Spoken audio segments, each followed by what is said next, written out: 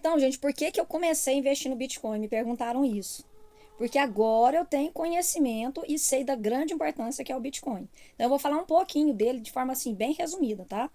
O Bitcoin, gente, ele tem uma história, porque ele foi inventado, né? Ele foi criado em 2008 por Satoshi Nakamoto, né? Mas assim, ninguém sabe se esse é um nome fictício e tudo, porque ele nunca foi apresentado a ninguém, né?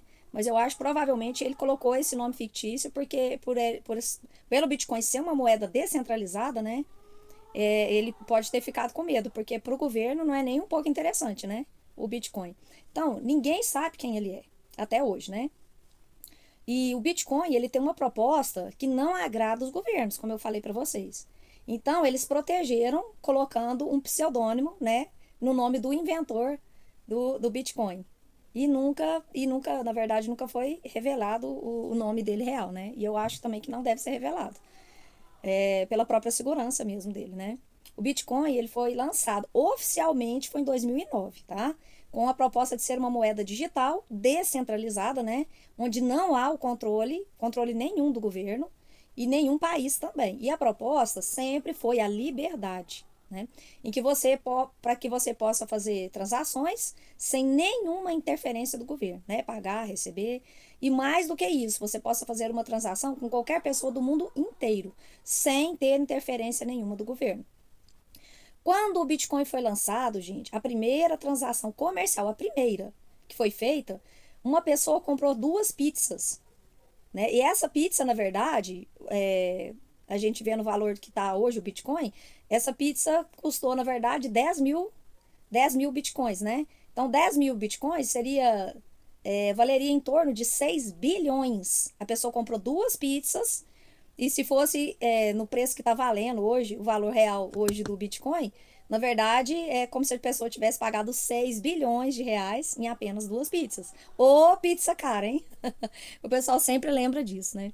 O Bitcoin, além dele ser descentralizado, né, o que é muito bom, ele não tem um lastro por trás. Não há nada que confirme a não ser a opinião geral das pessoas, né?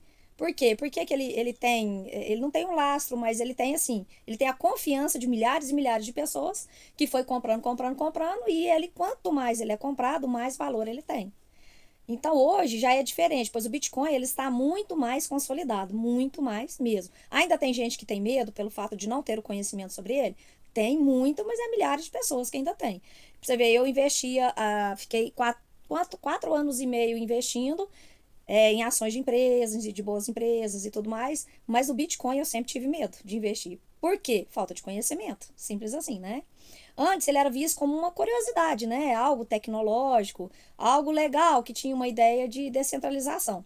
Mas hoje o Bitcoin é considerado como o ouro digital, né? Pelo grande valor que ele tem, como um lugar seguro para se proteger da inflação.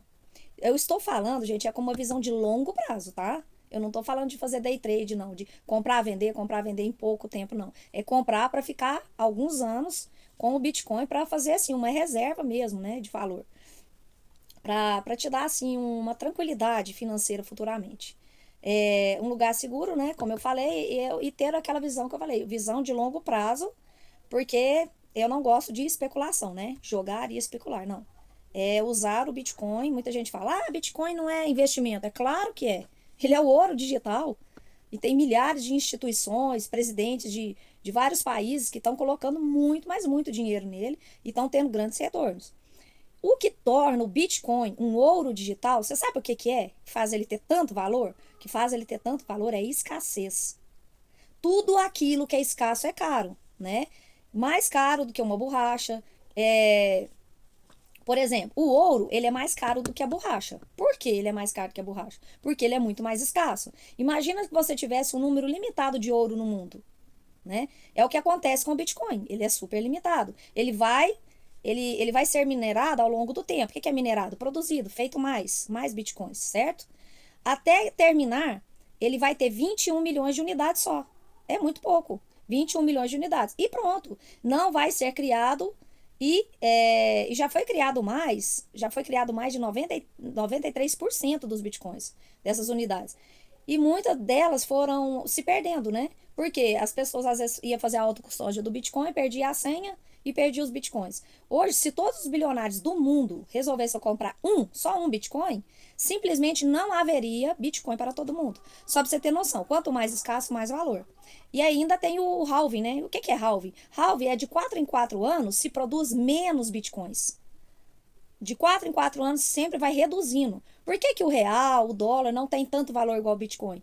Porque em vez de diminuir a produção do dinheiro real, do dólar, do euro, eles aumentam muito e muito mais a produção. Só vai aumentando, só vai produzindo mais. Aí ele não fica escasso.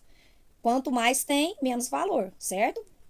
O Bitcoin tem a característica deflacionária.